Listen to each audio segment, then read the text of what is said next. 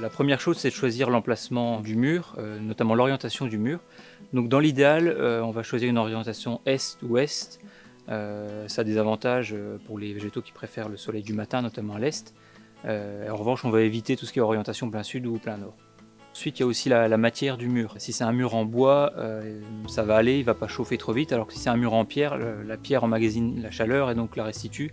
Donc ça peut assécher plus vite les plantes aussi. Par exemple, si on a un mur qui est assez ensoleillé, on va privilégier ce qu'on appelle des plantes succulentes, alors ce qu'on appelle les plantes grasses dans le langage courant, qui vont tolérer des écarts de température importants et des périodes assez sèches.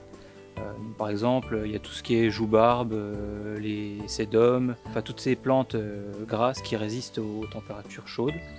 Ce qu'on peut faire aussi, c'est d'utiliser des plantes aromatiques, donc du thym, du romarin, de la sauge. Et il y a l'approvisionnement en eau qui est à prendre en compte aussi. Si pendant des périodes on ne peut pas arroser, il faudra le prendre en compte dans le choix des végétaux. Un mur végétalisé, finalement, c'est pas difficile à entretenir. Alors à l'école Saint-Rémy, on a vraiment fait le choix d'intégrer l'éducation à l'environnement et au développement durable, de faire ça non pas de façon ponctuelle, mais vraiment bien dans la durée. C'est aussi issu d'un travail préalable qu'on a fait, notamment sur le climat. La réflexion, en regardant autour de nous, ça a été de trouver tout simplement un mur, en disant on va végétaliser sans empiéter sur la cour de récréation.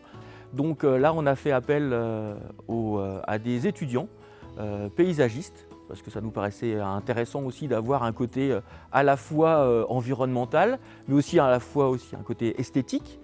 Il fallait qu'on trouve des choses simples. Donc on a opté tout simplement pour des gouttières, des chéneaux en plastique, où les enfants ont rempli les gouttières de terre, ont planté, on avait identifié les plantes, on a mis une journée avec les étudiants de mise en place vraiment technique, parce qu'il y avait quand même la manipulation d'outils.